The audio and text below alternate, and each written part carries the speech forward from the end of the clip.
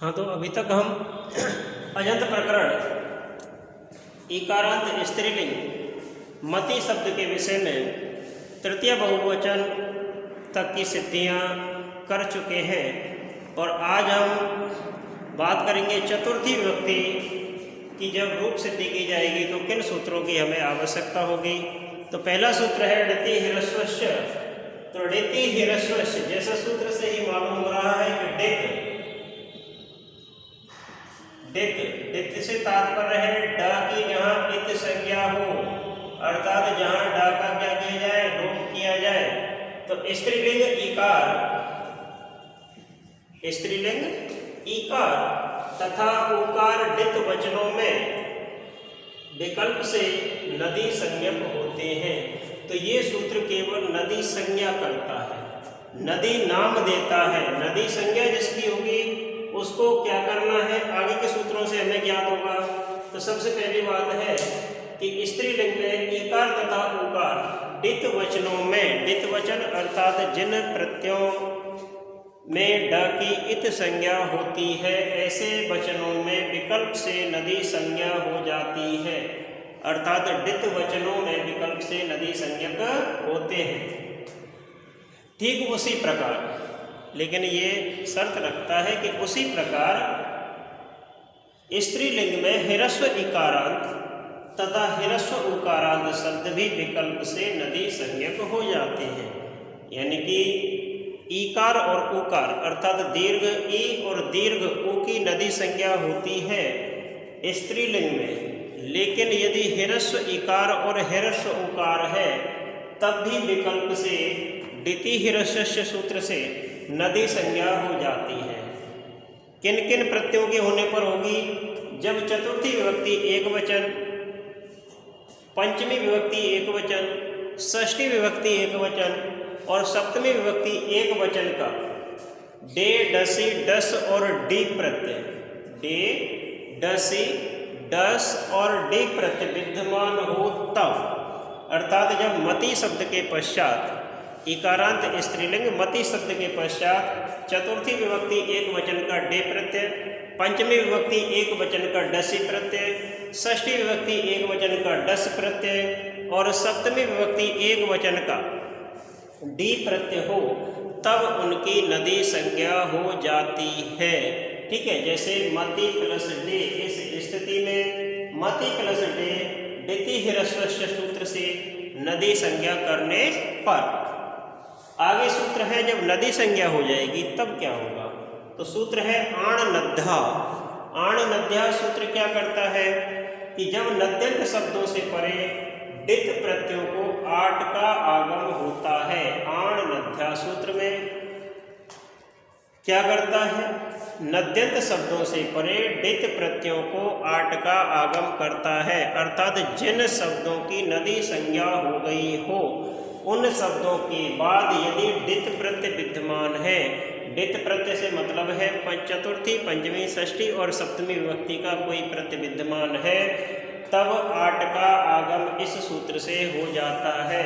तो लिख सकते हैं कि नद्यांत प्रातिपदिक शब्दों से परे डी डसी डस और डी, डे डसी डस और डी प्रत्यय विद्यमान हो तब इस सूत्र से आट का आगम होता है। जैसे मति प्लस डे, इस स्थिति में मति प्लस आट प्लस डे, तो इधर किसका आगम हुआ?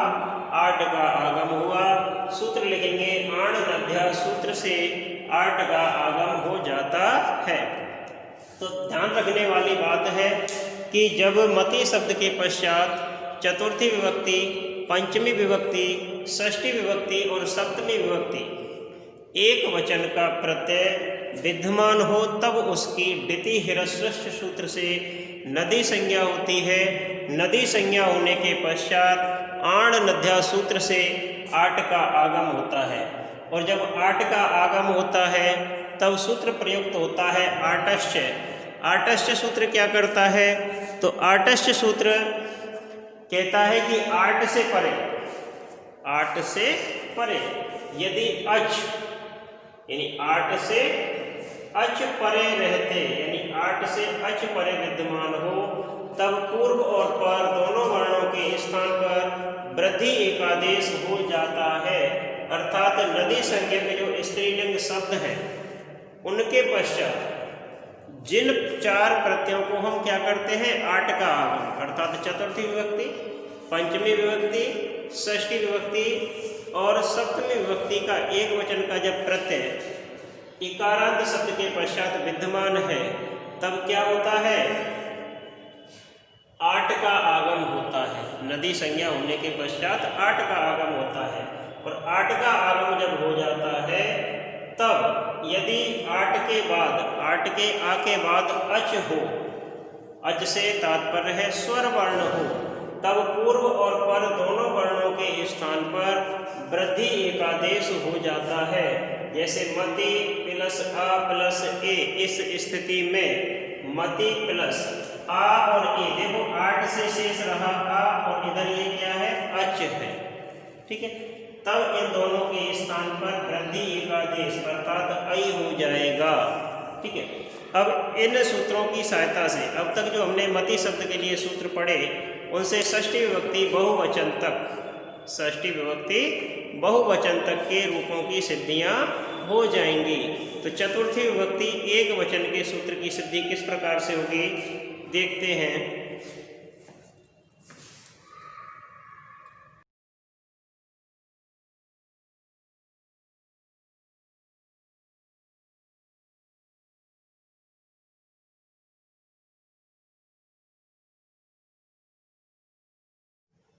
तो चतुर्थी विभक्ति एक वचन की सिद्धि करने से पहले हम एक सूत्र और पढ़ते हैं, इदुदभ्याम। इससे सप्तमी विभक्ति एक वचन की रूप सिद्धि सिद्ध होगी और उसके बाद मति शब्द में जितने भी सूत्रों का प्रयोग होगा, मति शब्द की सिद्धियां जितने भी सूत्रों से होंगी वो इन्हीं सूत्रों के माध्यम से होंगी। तो इदुदभ्याम सूत्र क्या करता है कि नदी संज्ञा,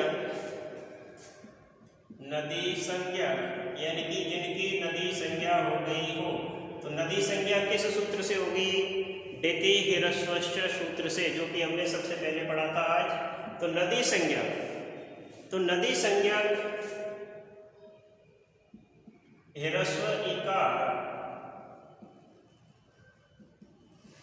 नदी संज्ञक ह्रस्व इकार और उकार,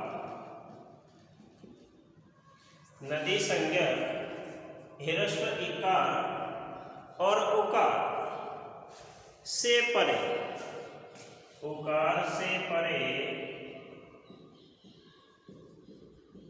यदि क्या हो, डी प्रत्यय से परे यदि डी प्रत्यय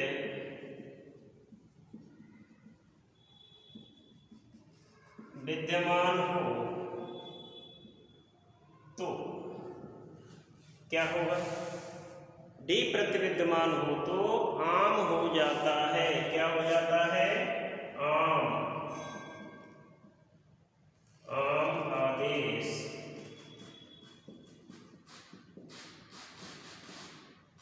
हो जाता है।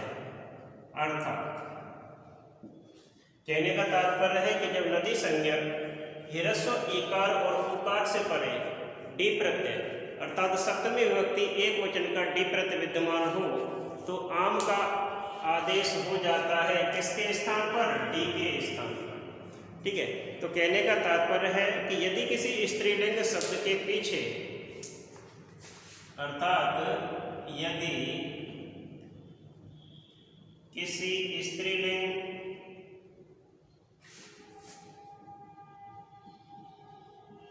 शब्द के पश्चात,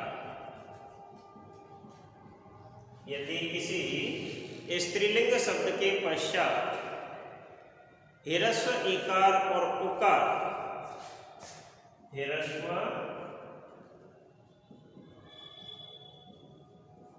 इकार और उकार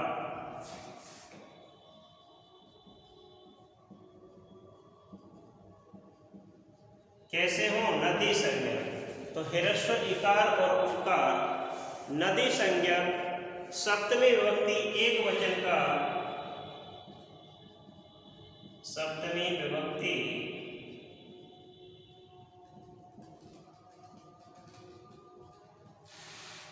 एकवचन का डी प्रत्यय, सप्तमी विभक्ति एकवचन का डी प्रत्यय विद्यमान हो तो, विद्यमान हो तो किसके स्थान पर? डी के स्थान पर। तो डी के स्थान पर आम आदेश हो जाता है, तो डी के स्थान पर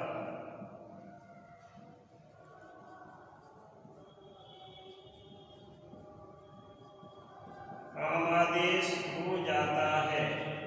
अब आपके समझ में आ गया होगा कि यदि नदी संज्ञक डिति ह्रस्व सूत्र से जब नदी संज्ञा हो जाए, उसके बाद यदि ह्रस्व इकार और उकार के पश्चात डी प्रत्यय से तात्पर्य है सप्तमी विभक्ति एक वचन का डी प्रत्यय विद्यमान हो, तब उस डी के स्थान पर आम आदेश हो जाता है। क्या आदेश हो जाता है?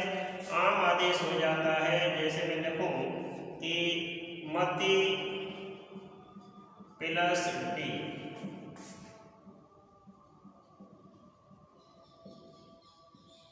इस स्थिति में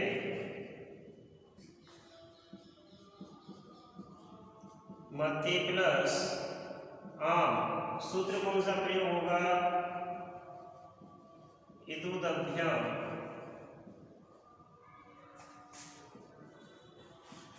सूत्र से डी को